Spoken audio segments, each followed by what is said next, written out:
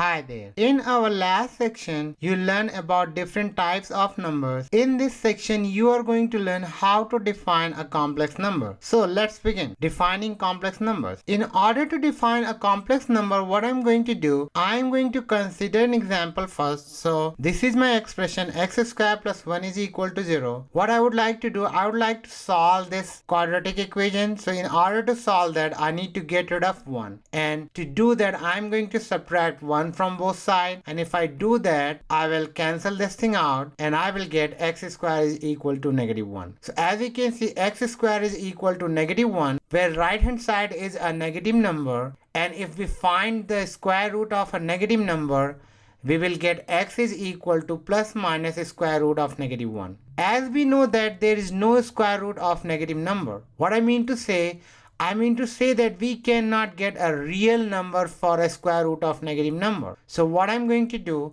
I'm going to consider a notation which is basically I is equal to square root of -1, and this I is known as eta. So if I rewrite this expression, I will write x is equal to plus minus I, where I is equal to square root of -1, and this is a complex number. If I simplify the roots of the quadratic equation, I will write x plus I times x minus I is equal to 0. So what I'm going to do, I'm going to first consider this first root for the quadratic equation, and if I do that, I will get x is equal to -I. If I rewrite this expression, I can write x is equal to 0 plus -1 times I, where this is my real part of the complex number and this is my imaginary part of the complex number.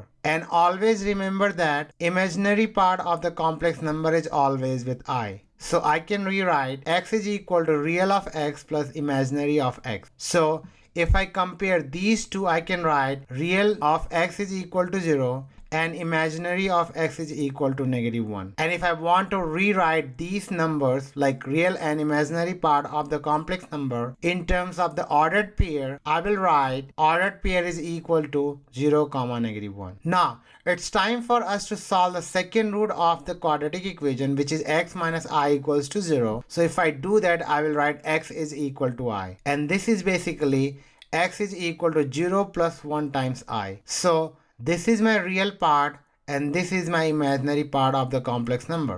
So I will write x is equal to real of x plus imaginary of x. So if I compare and rewrite, I will write real part of x is equal to 0 and imaginary part of x is equal to 1. And these numbers can be written in ordered pair as ordered pair is equal to 0, 1. And this is how we will solve a quadratic equation with no real root. Now let's define a complex number. So a number of the form z is equal to a plus ib is called complex number. So basically, if you see a number which is written in the form of z equals to a plus ib, then that number is a complex number. So what I'm going to do, I'm going to rewrite z is equal to a plus ib over here. So this is my same complex number from here, where a is my real part of the complex number and b is the imaginary part of the complex number.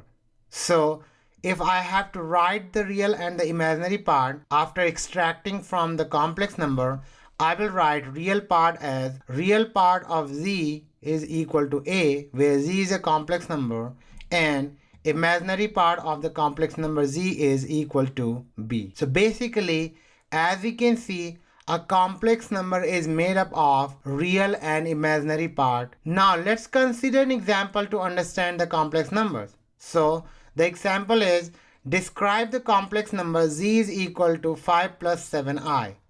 So as you can see that real part is my first number without I, so I can write real of z equals to 5, and imaginary part of the complex number z is im of g is equal to 7. And this number can be written in ordered pair as 5, 7. What I would like to do, I would like to represent this complex number graphically. So here is my graph.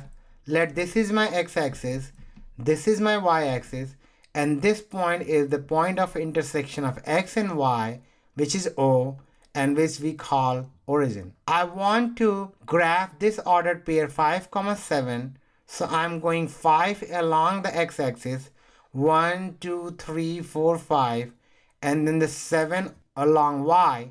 So 1, 2, 3, 4, 5, 6, 7. And this is my point P, 5, 7. So basically what I did go 5 unit along the x-axis and 7 unit along the y-axis. And if I want to find the magnitude of this complex number, I should connect it with origin. So basically this arrow with blue. And to find the magnitude of OP, I can use the distance formula, which will be a square root of a square plus b square. So I can write OP, which is the magnitude of the complex number, is equal to a square root of a square plus b square, where a is 5 and b is 7. So what I'm going to do, I'm going to substitute a and b over here. And if I do that, I will write OP is equal to a square root of 5 square plus 7 square. So 5 square is 25 and 7 square is 49. So 25 plus 49 is 74. So I will write OP is equal to square root of 74. And this is the magnitude of the complex number